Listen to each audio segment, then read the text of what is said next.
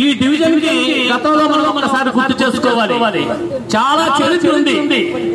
Congress party అధికారంలో ఉన్నప్పుడు ఇక్కడ ఉన్నటువంటి కౌన్సిలర్ ఉమామహేశ్వరరావు గారు చనిపోయినప్పుడు ఇక్కడ ఉప ఎన్నికలు వచ్చాయి.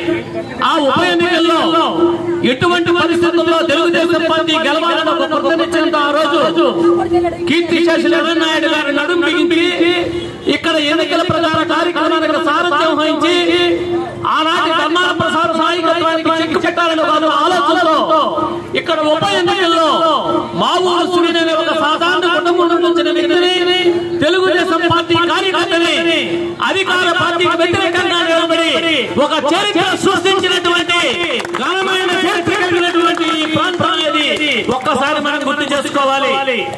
అలాగే ఈ రోజు ఈ మర్రి నేను మాట్లాడేటప్పుడు మనకి ఇద్దరు వ్యక్తులు గుర్తొస్తారు. ఒకరు జీరో అప్పారావు రెడ్డి గారు, జీరు వెంకట్రావు గారు. అప్పారావు రెడ్డి గారు ఎన్టీఆర్ అభిమానిగా ఈ ప్రాంతంలో జెండా కట్టడానికి ఎవరు లేని రోజుల్లో ఆ రోజు ఎంతో ఇరువించి తెలుగుదేశం పార్టీ జెండా కట్టి ఇక్కడ పార్టీ ప్రాణ ప్రతిష్ఠ చేసిన కుటుంబం జీరో అప్పారావు రెడ్డి గారి కుటుంబం. ఈ సందర్భంగా మనం ఒకసారి మననం చేసుకోవాలని సందర్భంగా కోరుతున్నాను.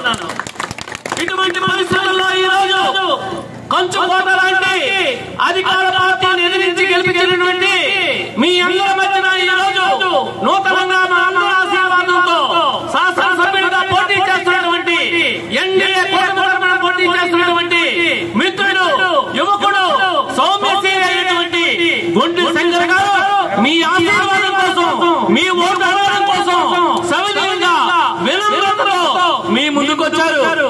ఈ రోజు మీ బిడ్డలాగా, మీ అన్నదమ్ముడు లాగా, మీ స్నేహితుడిలాగా మీ ఇంటికి వచ్చి మీ తాలూకా ప్రేమని, మీ తాలూకా ఆప్యాయతని, మీ తాలూకా ఓటుని తెలుగుదేశం పార్టీకి ఇచ్చి ఆయనకి ఆశీర్వదించమని మీ ముందుకు ఇచ్చేశారు. ఈ రోజు ఒకసారి ఆలోచించండి. సుదీర్ఘమైన చరిత్ర కలిగినటువంటి మన నియోజకవర్గంలో ధర్మాన ప్రసాద్ గారు నాయకత్వం వహించారు, గుండ్ల అప్పసూరణ గారు నాయకత్వం వహించారు.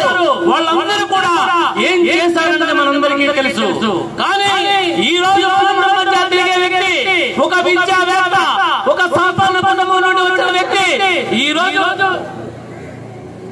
ఈ రోజు మనందరిలో సాధారణంగా తెలుగుదేశం పార్టీలో సామాన్య కార్యకర్తగా తిరిగిన వ్యక్తి ఈ రోజు తెలుగుదేశం పార్టీ ఆశీస్సులతో ఆయన సేవలు మెచ్చి, ఆయన ఉన్నటువంటి లక్షణాలను మెచ్చి చంద్రబాబు నాయుడు గారు తెలుగుదేశం పార్టీ టికెట్ ఇచ్చారు.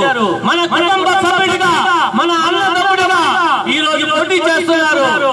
ఈ రోజు పెద్దలందరూ ఒకవైపు, పేదలందరూ ఒకవైపు, డబ్బులందరూ ఒకవైపు, పేదలందరూ ఒకవైపు, అధికారం ఒకవైపు, ప్రతిపక్షం ఒకవైపు పోరాటం చేస్తుంది. ఈ పవిత్రమైన పోరాటంలో న్యాయం వైపు మనం ఉండాలి, ధర్మం వైపు మనం ఉండాలి. ధర్మ సంస్థాపన కోసం శంకర్ లాంటి యువకులు చేస్తున్న ఉద్యమానికి మనం మద్దతు ఇవ్వాలని సందర్భంగా కోరుతున్నాను. సోదరులారా, ఒక యువకుడికి అవకాశం